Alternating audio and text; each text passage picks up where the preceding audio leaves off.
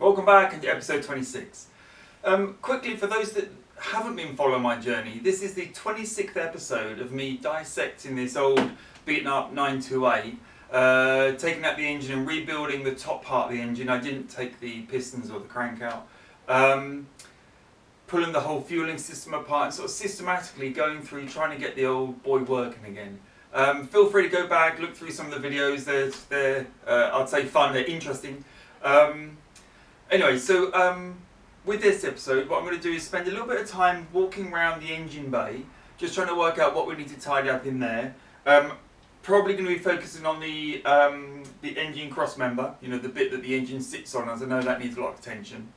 I'm waiting for a few things to come back before I can get the fueling system working on my bench. There's a few connectors I need to sort of resolve, so that'll be a bit of a slow burn for the minute. And there's a couple of jobs I want to do on the top of the engine, last few things to fit and things like that. So let's crack on and see how we do. Starting with quite a high level sort of look at the engine bay. I was using it to store a lot of stuff, so I've just taken all that stuff out. Okay, it's mostly junk. And just taking a quick sort of glance around to see where everything is. I'll give you a sort of a zoom around as we go.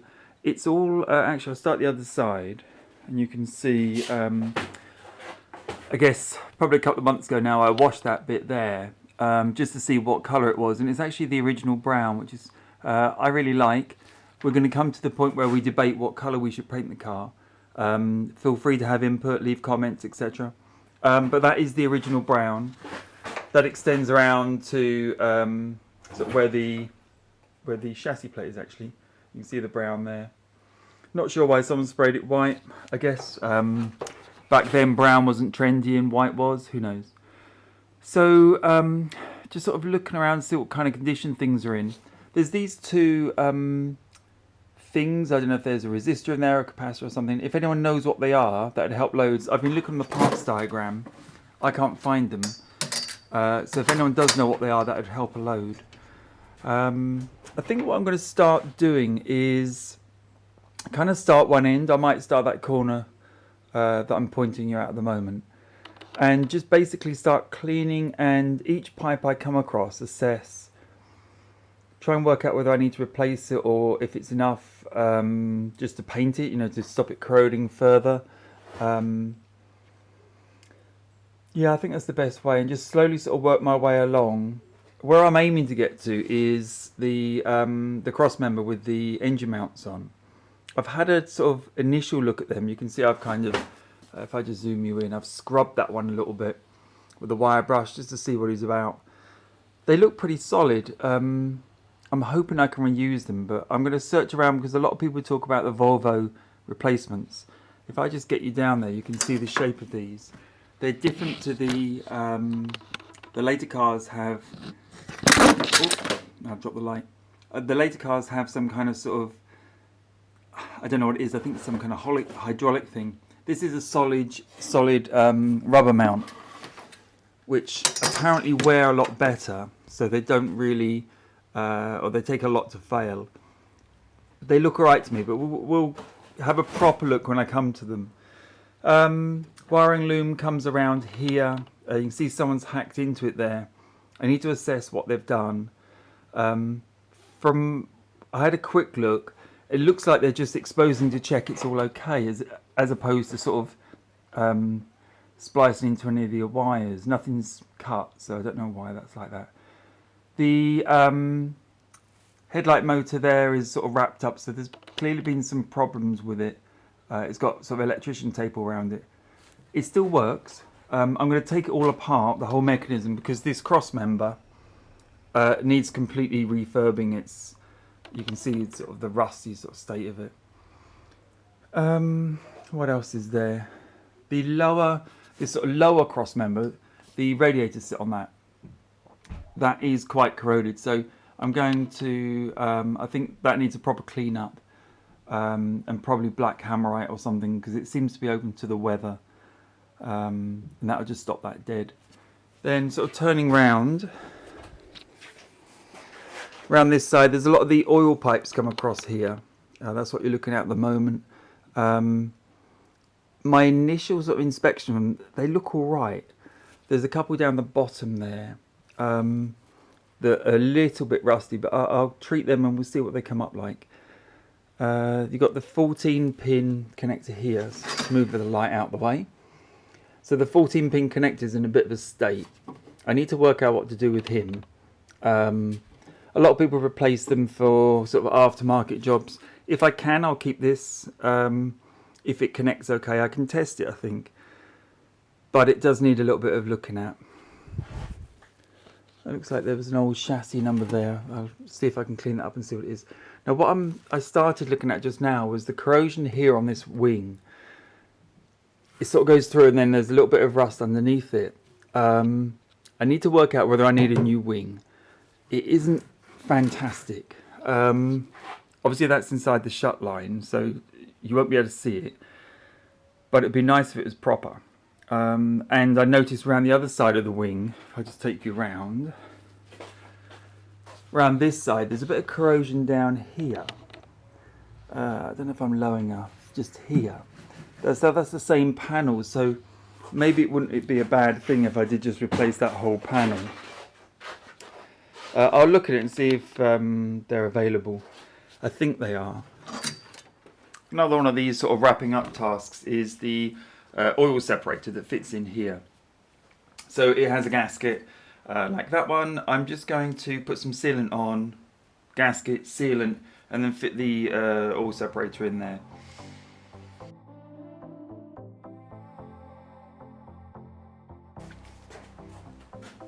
Okay, I've put a fairly generous helping on the underside of the oil separator. And I'll just slide that in. It's quite tight how it sort of fits in there, but should be okay. About there, somewhere around there. It takes two M6 45mm bolts, which I'm reusing the original ones. That's the oil separator from above. One bolt's up here, but the other one is actually down inside the sort of the oil separator itself. So right at the bottom there, I've got a socket set on it at the moment, but I couldn't find it for a minute, but it was right in there. So I'll just torque those up to the standard amount. M6 is, check on my wall, 8 Newton meters. So we'll wind my little tiny torque wrench down.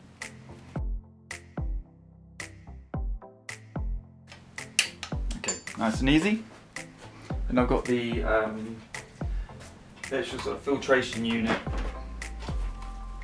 which is that piece, and the top piece with a new, it's like a cork gasket goes in there. I'm not sure which way around that faces, so I'll just put it on loosely for the minute. We can work that out in a second. Fairly understandably, these bolts are, nuts are pretty solid. I've got a big braking bar here. You can't see the end of it because it's quite long, probably 1.5 foot long, something like that, 18 inches. I'm just trying to get on it and then apply some torque. Right, yeah, so this one's, that furthest one's now cracked, so it's good. Obviously, being the king of snapping bolts, I'm wondering whether I should apply a little bit of heat, which I think I'll do on this one because that is stiff. And then, let me just look. So there's another 2, actually. I'm not sure they're the right bolts to undo anyway, to be totally honest. There's another couple, and no, they need to come off, but there's 4 actual sort of mounting bolts here. We'll give those a go as well while we're at it. Yeah, you can just see that one, can't you? So there's 4 of those as well. Looks like one of those is sheared off in the past, which is nice. Yeah, they're going to come undone. Or are they? Not too bad. I'm just worried that this one's going to just snap off on me. Nope, it's okay. Snapping bolts for me is a thing of the past, as we all know. Yeah, you can just see it, can't you? Okay, so let's give it a little bit of heat. Maybe heat in this direction because it's away from anything I can see that could be flammable.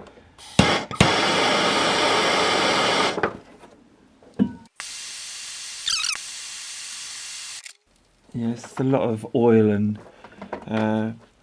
junk sort of burn off. I've not heated it up very much at all. Hopefully just enough to let it know that I'm in business. It knows I'm onto it. Let's give it a go. Yeah, straight away I'm done. Okay, so that's nice and easy. So I'll put a proper socket set on that now. Let me quickly spin that out. So he's undone. Let me just check. The whole suspension is not going to drop off on me when I undo this one because they are big, big nuts.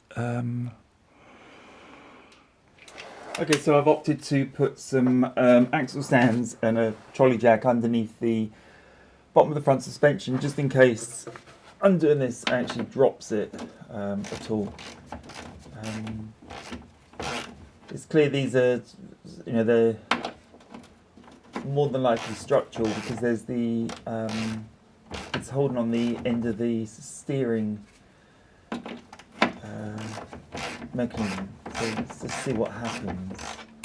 All the other bolts are out. These are the last two. Let's see what we've got. I'm hoping this lower plate just drops off on its own without anything large. But let's see what comes when we undo it. I'm always very wary of things dropping on me, so there's adequate support. I'm not worried about that now. Right, so that's it undone.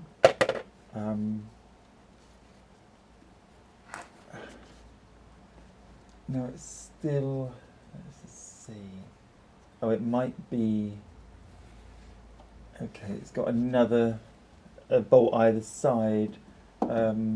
This is not a plate, just a rectangle. It's actually got two long sort of legs on it that span out either side. Okay, let me undo those first and I'll click the record back on. Just spent about an hour tidying up the engine cross member. It's not that bad. I was planning on taking it out and I've done most of the work to remove it. Pretty much all of the bolts out. There's a couple of bolts still just to do. I think I'm actually going to leave it in place rather than risk. What I'm worried about is that taking that out will flex everything and the front screen cracks. That's my main concern. It doesn't seem like, I think you can see from there really, there's a bit of surface rust there. As you go along, it's not that awful. I've sort of given it a bit of a scrubbing up. I'm pretty sure that it's okay. So I'll probably leave it in place. I've also spent a bit of time sort of just with the drill and wire brush as always. Just sort of tidying up in there, just getting some of the surfaced dirt and rust off. And globally, I'm not too scared of it now. I think it will come up okay. There's a few pipes I need to replace, like this one sort of centre of the camera now. And actually most of that is flexible, so it's just this end. Oh no, it's all hard. Okay. That obviously needs certainly looking at in some format, but it's not too bad. Okay, I'll probably finish up there. It might turn out to be quite a short video, but I was very keen just to get an update out there so you know that I've not fallen asleep on the job. I'm still alive. I've been going through the trauma of trying to book a holiday in the middle of Corona and having that cancelled and backs and forwards, but that's another story. So after spending a few hours inside the engine bay, I've come to the conclusion it isn't actually that bad. I had intended to take the engine cross member out, the support that holds the engine in place and holds it up. And I went quite a long way through, taking all the bolts out and pretty much ready to drop it. And then I took a step back and thought, actually, does it need to come out?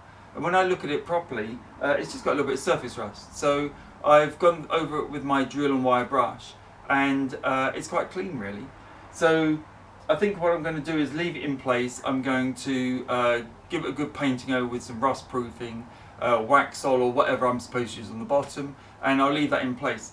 When I come to the suspension, which is obviously dealing with that cross member, I can see the either end of it is where it links to the suspension. That does need some looking at. But I'll do that when I come to that, you know, because I can access it via the wheel arches. Getting from the engine bay doesn't make any difference. Okay, so as ever, thank you for watching. Next week I'm going to continue in the engine bay. I've started looking at the headlight mechanism because that needs a good tidy up. I'm still waiting for a few more bits to come back before we can get the fueling system working on the bench. I might be able to get that over this weekend connected up. It's basically just connect up the pipework, and I'm struggling to find something that can connect to the Porsche pipes. You know, there's certain connectors and they're a bit tricky to find. But hopefully I can resolve that really soon and we can try that out. So thank you for watching, and I'll see you next time.